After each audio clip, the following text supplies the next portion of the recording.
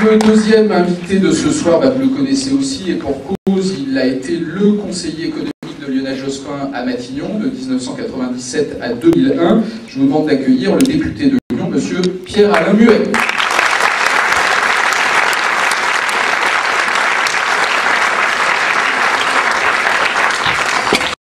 Alors oui, c'est vrai que moraliser le capitalisme, sanctionner les coupables, voilà qui serait simple et rassurant. Au fond, on aurait simplement un capitalisme dévoyé, des voyous qui auraient abusé des marchés financiers, de mécanismes financiers, et c'est ça qui expliquerait la crise que nous connaissons.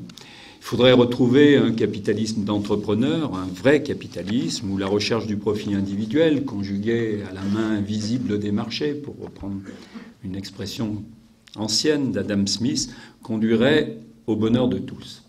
Eh bien non, non, ça n'est pas aussi simple. Cette crise financière, ça n'est pas un accident de parcours. C'est une vraie crise du capitalisme qui, avec la globalisation, la dérégulation, a envahi toute la sphère sociale. C'est la crise d'un capitalisme qui, notamment depuis l'effondrement du mur de Berlin, s'est étendu au monde entier sans limite et sans règles. Alors c'est vrai que le capitalisme, c'est une force formidable. C'est important, c'est nécessaire, il faut l'utiliser, mais c'est aussi indomptable. Et ce que montre cette crise, qui est en fait, enfin disons-le clairement, une crise de la mondialisation libérale, elle remonte à 25 ans, aux années Reagan, Thatcher, qui ont dit pour que l'économie fonctionne bien, il faut déréguler, il faut déréglementer, il faut laisser faire les marchés, il faut laisser faire la main invisible des marchés et tout ira très bien. C'est ce qui s'est fait à l'échelle du monde. C'est évidemment à l'échelle du monde que c'était le plus facile, parce que dès qu'on s'échappe des États, eh bien tout ce qui peut réguler, encadrer, organiser le capitalisme n'est plus là. Donc il a pu se développer de façon débridée. Et c'est cette crise que nous retrouvons aujourd'hui. Et ce capitalisme... Alors je comprends que nos concitoyens aient du mal à s'y retrouver, parce que comment s'y retrouver quand ceux qui hier plaidaient pour cette déréglementation, qui voulaient qu'on leur laisse inventer des instruments financiers sophistiqués, qu'on ne s'occupe de rien, aujourd'hui se retournent vers l'État quand tout va mal et disent « mais nationalisez, nationalisez, épongez nos dettes ». Comment s'y retrouver quand ceux qui expliquaient, comme George Bush, il n'y a pas très longtemps, que l'État n'était pas la solution.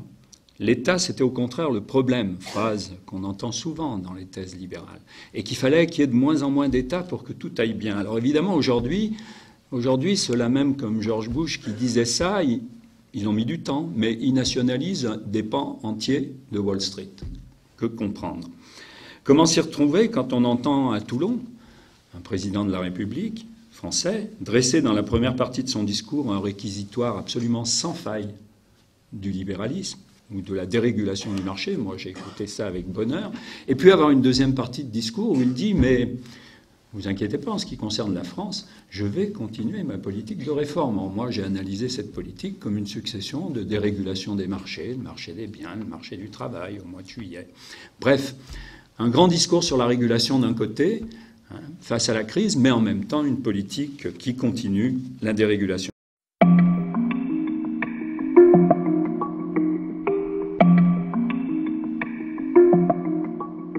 Il a fallu des interventions des États. Et quand on regarde les montants des interventions, alors ce n'est pas des interventions qui sont effectives, les chiffres qui sont annoncés, quelques centaines de milliards d'euros ou de dollars qu'on entend de ci, de là, c'est heureusement pas forcément des dépenses qui seront faites, mais c'est des dépenses qui sont prêtes à être faites pour sauver le système.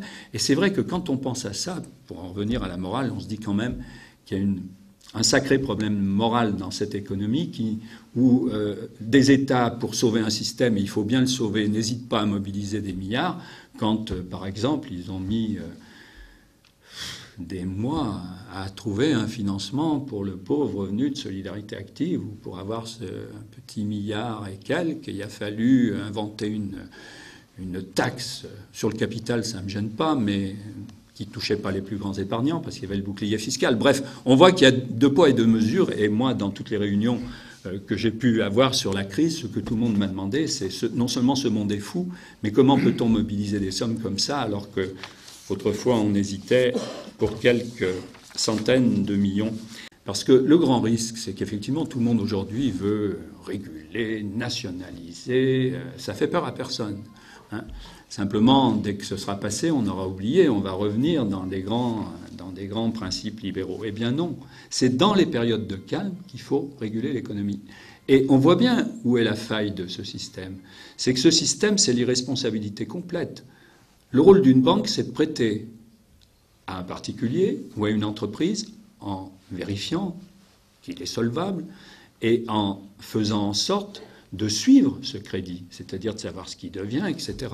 Là, c'est l'irresponsabilité totale parce que chaque prêteur, qui en général n'était pas une banque aux États-Unis, l'a transmis à d'autres.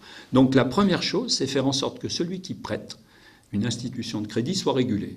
C'est le cas en France, c'est pas le cas dans la plupart des pays, c'est pas le cas aux États-Unis. La deuxième, c'est de faire en sorte que celui qui fait le crédit initial en supporte le risque. Il faut qu'on sache où est le risque dans un système pour qu'on puisse mesurer les risques et pas les découvrir comme ça et découvrir des centaines et des centaines de milliards d'euros ou de dollars de produits toxiques sans savoir comment ils ont été engendrés. Comme j'imagine que je n'ai plus que 30 secondes ou à peine, je vais juste dire un mot. Un mot. Je pense que l'efficacité économique, ça suppose la confiance. Et que la confiance, ça suppose une société qui fonctionne et une société qui soit juste. Quand on regarde bien la crise de confiance qui s'est produite en France depuis un an, depuis l'automne dernier, on a vu s'effondrer la confiance des ménages. Il n'y a pas seulement le fait que le pouvoir d'achat n'augmente pas, il y a le fait que nos concitoyens, me semble-t-il, ont le sentiment qu'il y a une profonde injustice, qu'au mois de juillet, dans un paquet fiscal, ceux qui avaient déjà beaucoup d'argent profitaient des mesures du gouvernement et du président de la République et pas les autres. Eh bien, une société qui est relativement égalitaire, c'est une société qui a confiance. Une société qui met de la sécurité, c'est une société qui produit la confiance. Et moi, je suis un grand admirateur des social-démocraties du nord de l'Europe, Danemark et autres, mais c'est vrai que tout le monde admire le Danemark. Parce qu'ils ont su faire deux choses. Ils ont su permettre la mobilité, parce qu'elle est essentielle dans une économie où tout va plus vite, où tout bouge, mais en même temps, ces pays ont mis une formidable sécurité. Et ils ont mis une très forte égalité. Les inégalités dans ces pays n'ont rien à voir avec celles qu'on connaît dans le centre de l'Europe ou dans le sud, et a fortiori aux États-Unis.